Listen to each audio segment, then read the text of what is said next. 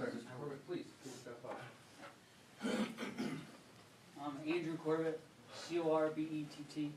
I was his first victim over on Route 31 in Jordan. This could very well be a press conference about me. Somebody was with me that night, and I was luckily able to get away. But I gave him ample opportunity to get out of the situation. I tried speeding away from him. I tried cutting into the other lane, letting him pass me. I tried pulling off to the side. He rammed into the back of my car. I finally made a decision at the corner of Old 31, where the Memphis post office is. And I said, if he rams me again, I'm turning the corner, pulling into the post office, turning my car around. And I'm going to be ready for him when he pulls in the parking lot. When he rammed me for the last time, he hit me so hard, the change from my compartment next to my steering wheel flew around my car. As I was looking over my shoulder, I was pulling around the corner. He must have been stunned and didn't see me pull into the post office. So I turned around and I saw his orange car pull right in front of me, and then called 911 because he hit me so hard the first time that my phone flew onto the ground. So I couldn't make the phone call. Police came out to me, Onondaga police came out, took my report. I went home. The next morning, when I saw the report in the paper, my heart sunk. Like I said, that could have been me. I immediately called Onondaga police, and I told them I think my case is connected.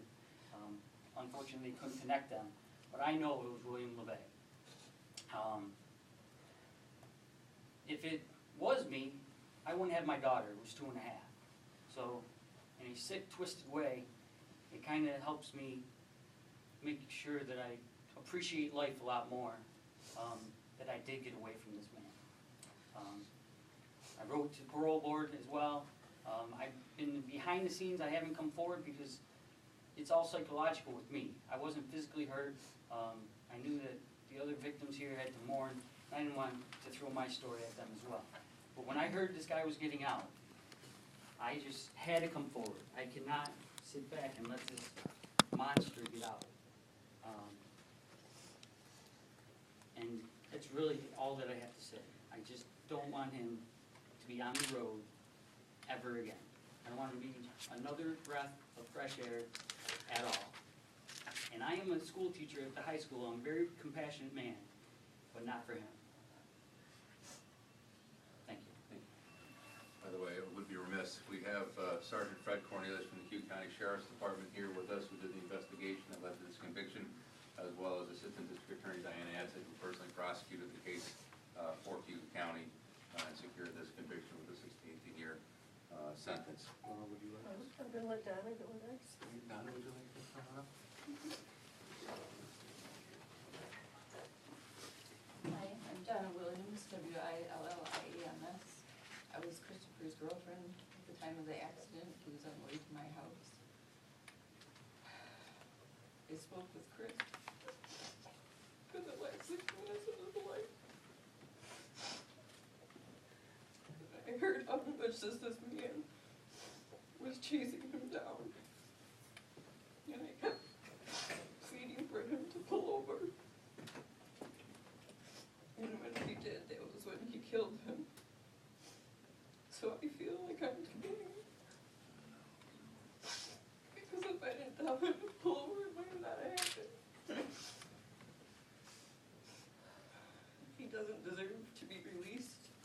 I don't care what his medical condition is. He needs to serve his full sentence, I believe, or at least until he dies. In support of this, I've started a petition. I have over 2,000 signatures that he should not be released from prison. I have pictures of Chris for the last time we was together. And I don't feel this man should be ever let free. And I will do everything I can to keep him there. Thank you.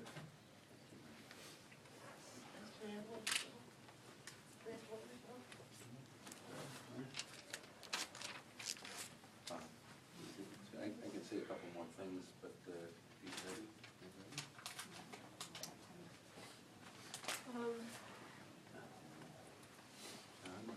Do you want me to get up there?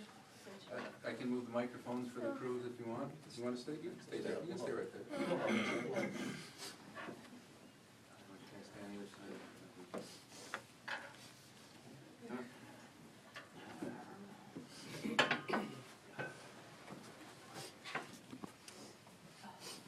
I sit here,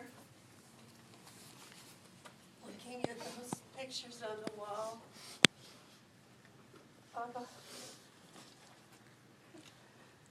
Chris's truck.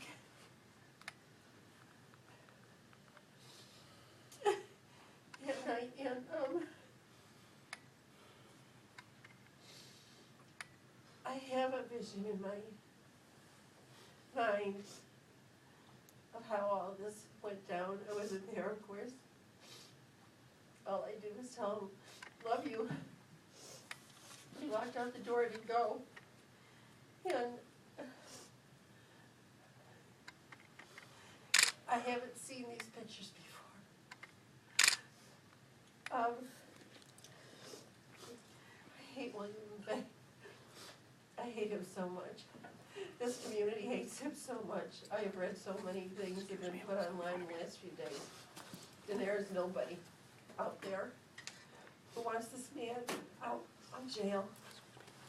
And I want the petition to keep on getting signed, and I want people to put all they can out there to help us stop him from being released from jail, because he is a danger to society. He really is.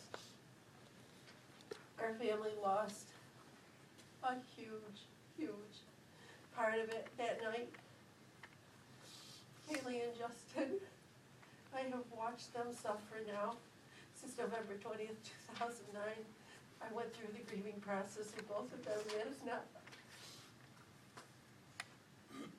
it's not an easy thing to do when someone is just ripped out of your life like that.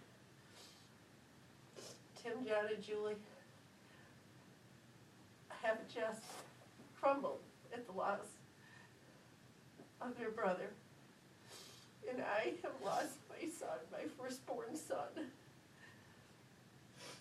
It's just such a violent way to go that you just can't get the picture out of your head. And every day I pray to God that he's taking good care of Chris, and that this man will hopefully die sooner than later, I guess, of his terminal illness, but he can't die in the comfort of a family's home. Chris didn't have that comfort. None of us got to say goodbye, and certainly none of us would ever dreamt that this would be the way anybody in our family would die. It was the biggest shock of my life. When the sheriff and the chaplain walked through the door, and then they told me how he died, and nobody should ever have to go through what I went through that night. It was horrible, and the thought and the pictures you get in your head are horrible, and they stay. And I will, with all my might, do whatever I can to keep this community safe from this man, and hopefully have him remain in jail. But I do need everybody's help. We all have to get your assemblymen and your senators to change the law that allows him to do this. I need you all to just get mad and find a way that this doesn't happen anymore. And thank you.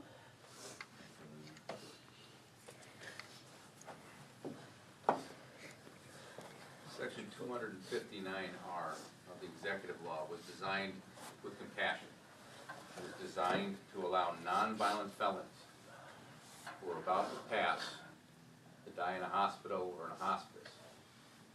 I submit it was not designed to let someone who with such violence killed others get out of prison for conditions he had when he went into prison. When William LeVea was 79 years old, when he chose to drive drunk